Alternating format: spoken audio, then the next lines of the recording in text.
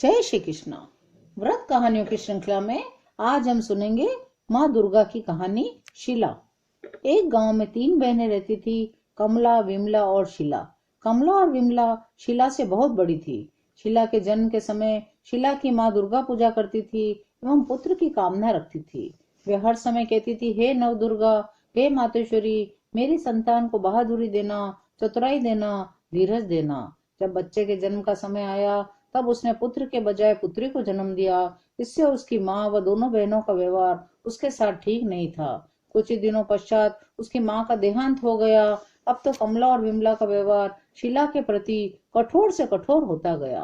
बात बात में उसे झिड़क देती, सारे घर का काम शीला के कोमल कंधों पर डाल दिया। कमला और विमला अपने आप को गांव की सबसे सुंदर स्त्रियां मानती थी। दिन भर अपने आप को आईने में देखती, सस्ती संवरती, विवाह के प्रत्येक प्रस्ताव को ठुकरा देती। उन्हें लगता था वे तो इतनी सुंदर हैं कि कोई भी युवक उन्हें उनके बराबरी का लगता ही नहीं था। वे तो किसी राजकुमार के इंतजार में थी। शीला माता दुर्गा की परम भक्त थी। वह घर के कामों को खुशी खुशी कर लेती थी। बहनों को स्नान करवाना, उनके वस्त्र धोना, उनके लिए भोजन पकाना, घर साफ करना आदि सारे कामों को माँ दुर्गा की इच्छा मानकर पूरा कर देती।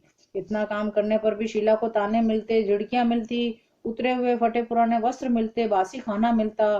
तब भी शीला अपने आप में मस्त रहती, हमेशा अपने बहनों का ध्यान रखती।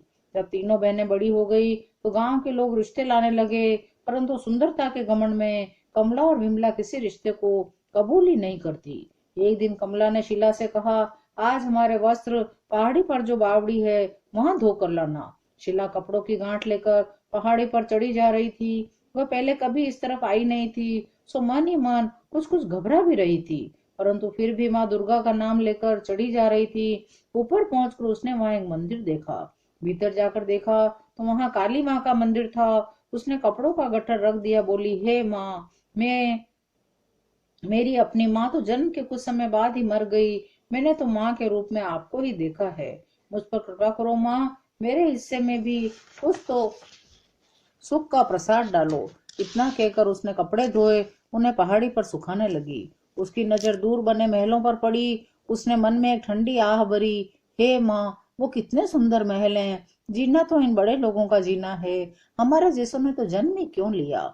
इतना सोच विचार कर उसने भी स्नान किया, अपने वस्त्रों को समेटा और घर के लिए रवाना हो गई। उस नगर का राजकुमार विवाह योग्य हो गया था। वह सबसे सुंदर और बुद्धिमान स्त्री से विवाह करना चाहता था। उसने अपने मन की बात अपने माता पिता को कही। उसके पिता महाराज ने कहा, राजकुमार, तुम चिंता मत करो, मैं आज ही राज्य के चारों ओर दूध भिजवा देता हूँ। वह गांव गांव नगर नगर घूमकर सुंदर स्त्रियों को इकट्ठी कर लाएगा, तब उनकी बुद्धि की परीक्षा ली जाएगी। जो सर्वश्रेष्ठ होगी उसी से तुम्हारा विवाह होगा। राजकुमार इस बात पर सहमत हो गया। राजा ने चारों दिशाओं में दूध भेजे। राजकुमार भी भेष बदलकर एक दूत के साथ हो गया। वह दूत कमला और विमला के गांव की तरफ आया। उसने गांव की चौपाल पर खड़े होकर कहा, गांव वासियों, तुम्हारे गांव में सबसे सुंदर स्त्री कौन है? हमारे राजकुमार का विवाह सबसे सुंदर और बुद्धिमान स्त्री से करना है। तब गांव के मुखिया ने कमला व विमला का नाम बता दिया। कमला और विमला तो यह सुनते ही बहुत प्रसन्न हुई। वे दोनों महल की ओर जाने की तैयारी करने लगी। तब शीला बोली, दीदी, आप दोनों का सारा काम मैं ही करती हूँ, आप वहां बिल्कुल अकेली पड़ जाएंगी। रास्ते भर आपका सामान उठाना होगा, आपको स्नान करवाना, आपको धुले वस्त्र देना, आपका भोजन करवाना, सारा काम मुझे ही करना होता है। तब आप मुझे छोड़कर कैसे जा सकती हैं? कमला ने विमला की ओर देखा और कहा, विमला, शीला ठीक कहती है, इसके बिना हमारा ध्यान कौन रखेगा? और फिर अपनी स्वयं की दासी हो तो महल में भी ठीक रहेगा, इसे भी साथ लिए चलते हैं। तब दूत के साथ कमला, विमला और पीछे पीछे शीला भी चल पड़ी। दूत ने जंगल वाले रास्ते को चुना तो कमला विमला बोली, जंगल के रास्ते में कई खतरे हैं, सीधे सीधे क्यों नहीं चलते? दूत ने कहा, ऐसा ही महाराज साहब का हुक्म है। राजकुमार भी भेष बदला हुआ इनके पीछे पीछे ही चल रहा था। रात्रि को सब सो गए, परंतु शीला की आंखों में नींद नहीं थी। वह मुस्तैदी से पहरा दे रही थी। अचानक एक भेड़िए को आता देखा।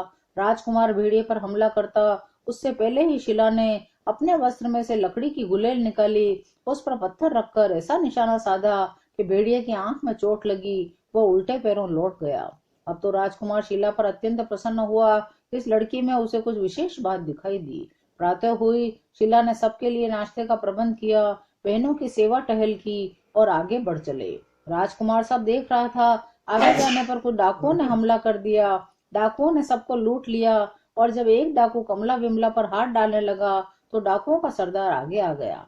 बोला, नहीं, हमारा काम सिर्फ लूटना है, किसी को मारना या किसी औरत की इज्जत से खेलना नहीं है। ऐसा नीच काम हम नहीं करते। परंतु उस डाकू पर तो वासना का भूत सवार था। उसने कमला विमला की सुंदरता विवश कर रही थी। कमला विमला चीखे जा रही थी। डाकू सरदार अपने ही आदमी से लड़ने लगा। छोड़ दे इन्हें, छोड़ दे। परंतु डाकू ने अपने ही सरदार पर पीछे से वार कर घायल कर दिया। शीला सब देख सुन रही थी। उसने अपनी गुलेन निकाली, पेड़ के पीछे छिपकर तड़ातड़ डाकुओं पर निशाना साधा। किसी की आंख फूटी, किसी की नाक टूटी, किसी का घोड़ा बितका, किसी के हाथ से तलवार छूट गई। अब तो राजकुमार, दूत और शीला तीनों ही उन डाकुओं पर भारी पड़ने लगे। कुछ ही देर में डाकू भाग गए। डाकुओं का सरदार घायल पड़ा था। शीला दौड़कर पानी लाई, उसे पिलाया। उसके गांव पर पट्टी बांध दी। दूत से कहा, इसे भी घोड़े पर लाद दो। दूत बोला, परंतु यह तो डाकू है। शीला बोली, डाकू से पहले तो ये एक इंसान है, इसे स्वस्थ करना ही हमारा धर्म है। कमला और विमला जो इतनी देर से चुपचाप हक्की बक्की खड़ी डर के मारे थर थर कांप रही थी, जल्दी से अपने अपने घोड़ों पर सवार हो गई। शीला से बोली, तुझे इतनी हमदर्दी है तो तू ही इसे संभाल। चलो दूत जी, कहकर वे चलने लगी। तब शीला ने मुश्किल से दूत की मदद से डाकू सरदार को अपने घोड़े पर लिटा दिया और दूत से बोली, इन्हें ले जाओ, मैं पीछे पीछे पैदल ही आती हूँ। सब चले गए। शीला ने सामान समेटा, अकेले ही चलने लगी। राजकुमार भी पीछे पीछे चल रहा था। कई मुसीबतों को पार कर शीला भी राजमहल पहुंची। सारी सुंदरियां इकट्ठी हो गई थी। राजा की ओर से सबको वस्त्र आभूषण दिए गए। सब सुंदर सुंदर आभूषणों में सजने लगी। शीला तो महल के नीचे तक आकर रुक गई। उसके वस्त्र तार तार हो गए थे। परंतु राजकुमार ने एक दासी को भेजकर उसे बुलवाया। उसे स्नान करवाया गया। सुंदर सुंदर वस्त्र आभूषणों से उसे भी सजाया गया। उस दासी को राजकुमार ने सब समझा दिया था। दासी भी शीला के मोहक रूप और नरम दिल से बहुत प्रभावित हो गई थी। जैसे ही कमला विमला को शीला के पहुंचने की खबर मिली, वे उस तरफ आई। शीला को सुंदर वस्त्र आभूषणों में देखकर दोनों बहनें जल बुन गई। उसके आभूषणों को नोच नोच कर उतार दिया, उसके सुंदर वस्त्रों को फाड़ दिया, उसे रोता छोड़कर वापस आ गई। समय तय किया गया। राजा ने सारी सुंदरियों को पेश होने का हुक्म दिया। एक एक कर सारी सुंदरियां राजा के सामने आई, परंतु राजकुमार के मन में बसी शीला अभी तक नहीं आई। दासी को भेजा गया। दासी शीला को साथ लेकर आई। राजा ने पूछा, तुम्हारे वस्त्रों और आभूषणों का क्या हुआ? दोनों बहनें सोचने लगी, यदि हमारा नाम ले लेगी तो बड़ी मुश्किल हो जाएगी। परंतु शीला तो जैसे पत्थर की ही बनी थी। बोली, अन्नदाता, मैं गांव की गवारन, भला आपके दिए वस्त्राभूषणों को कैसे संभाल सकती हूँ? राजा उसके भोले उत्तर को सुनकर, उसका भोला सुंदर चेहरा देखकर अत्यंत प्रसन्न हुए। उन्होंने राजकुमार की ओर देखा। राजकुमार ने आंखों ही आंखों में पिता को इशारा किया। महाराज सब समझ गए। रूप सौंदर्य की परीक्षा हो गई, अब बुद्धिमानी की परीक्षा होनी थी। समय तय किया गया। राजा ने एक एक कर सबसे 3 प्रश्न पूछे। पहला, राजा सबसे अच्छा कौन? दूध सबसे अच्छा किसका? फूल सबसे अच्छा किसका? राजा के तीनों प्रश्नों के जवाब में कमला, विमला और अन्य सुंदरियों ने कई जवाब दिए। किसी ने बताया, आप सबसे अच्छे राजा हैं, किसी ने दयालु राजा, किसी ने वीर राजा आदि कई जवाब दिए। दूध के लिए किसी ने गाय का, किसी ने बकरी का, किसी ने भैंस का, एक ने तो शेरनी का दूध ही सर्वोत्तम बता दिया।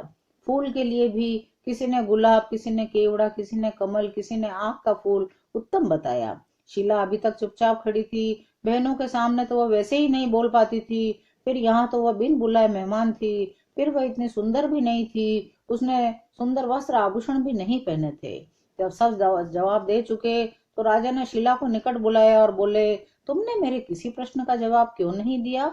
शीला नीचे सिर झुकाए बोली, अंदाता, मैं एक मामूली गांव की गंवारन हूँ, मैं भला आपके प्रश्नों के जवाब कैसे दे सकती हूँ? राजा ने कहा, जो भी उत्तर तुम्हारे दिमाग में आए उन्हें ही तुम्हें बताना होगा, यह मेरी आज्ञा है। हे दुर्गा माता, हे मातेश्वरी, आज तो बुरी तरह फंस गई, मेरी लाज रखना माँ। आज के बाद मैं तुमसे कभी शिकायत नहीं करूंगी, कभी कुछ नहीं मांगूंगी। मन ही मन माता को याद करके शीला थर थर कांपते हुए बोली, महाराज की जय हो। अन्नदाता, मुझे क्षमा करना, परंतु हे राजन, राजाओं में श्रेष्ठ राजा इंद्र है। वे ही सच्चे मायनों में अपनी प्रजा का पोषण करते हैं। उनकी वर्षा से ही जीवन है, जल ही जीवन होता है। धरती पर अन्न पैदा होता है, उससे सारे जीवों को भोजन मिलता है। दूसरा प्रश्न दूध के लिए पूछा। राजन, दूध तो माता का ही सर्वश्रेष्ठ होता है, उसी से हमें जीवन मिलता है। माता अपना दूध पिलाकर अपने शिशु को जीवित रखती है। माँ का दूध पीकर ही शिशु बल बुद्धि पाता है और जीवन पाता है। फूलों में कपास का फूल सर्वश्रेष्ठ है। कपास से धागा बनता है, धागों से वस्त्र बनते हैं, जो हमारे शरीर की धूप से, सर्दी से, गर्मी से रक्षा ही नहीं करते, वरन हमारी सुंदरता को भी बढ़ाते हैं। राजा, रानी, राजकुमार सहित सारे दरबारी मंत्रीगण इन उत्तरों को सुनकर वाह वाह कर उठे। राजा ने आगे बढ़कर शिला के सिर पर हाथ रख दिया। रानी को तो अपनी बाहों रानी ने तो उसे अपनी बाहों में ही भर लिया। राजकुमार को तो जैसे मुंह मांगी मुराद मिल गई। रूप, गुण, वीरता और बुद्धिमानी में सारे के सारे गुण उसे शिला में मिल गए थे। सारी सुंदरियों को धन देकर विदा किया गया। कमला और विमला को भी विदा किया जाने लगा। शिला की राजकुमार से विवाह की घोषणा कर दी गई। शिला ने राजा से कहा, महाराज, यदि आप मुझ पर प्रसन्न हैं तो मुझे मेरी बहनों से अलग मत कीजिए। मैं इन्हें बहुत चाहती हूँ। मैं चाहती हूँ इनका विवाह यहीं कर दिया जाए। शिला के इन वचनों को सुनकर कमला विमला बहुत लज्जित हुई। उनकी आंखों से पश्चाताप के आंसू बहने लगे। दौड़कर बहन के पैरों में गिर पड़ी, बोली, शिला, हमने तो तुम्हें बहुत दुख दिए, फिर भी तुम हमसे प्यार करती रही। हम बहुत ही निर्दयी हैं, हमें क्षमा कर दो। तुम अपना विवाह कर आराम से रहो, हम अपने गांव जाते हैं। तब शीला ने उन्हें उठाया, गले से लगाया, बोली, तुम दोनों मेरी बड़ी बहनें ही नहीं, मेरी माँ के समान हो। मैं तुम्हारे बिना रहने की सोच भी नहीं सकती। मुझ अभागिन को छोड़कर जाने की बात कभी मत करना। तब राजा ने उन दोनों बहनों को भी राजमहल में रोक लिया। कुछ ही दिनों बाद शीला का विवाह राजकुमार के साथ धूमधाम से संपन्न हुआ। इसके कुछ दिनों बाद माँ दुर्गा की कृपा से कमला और विमला का विवाह भी मंत्रियों के पुत्रों से किया गया। अब तीनों बहनों में कोई कटुता नहीं थी। माँ दुर्गा की असीम कृपा से तीनों अपने अपने पतियों के साथ सुखी जीवन बिताने लगी। परंतु इतना सुख प्राप्त होने पर भी शीला माँ दुर्गा को नहीं भूली थी। आज भी वह महलों की छत से उसके गांव की पहाड़ी पर बने माँ काली को प्रणाम करती हुई अपना जीवन बिताने लगी। जय हो माँ दुर्गा की, जय हो माँ काली की, जय श्री कृष्ण।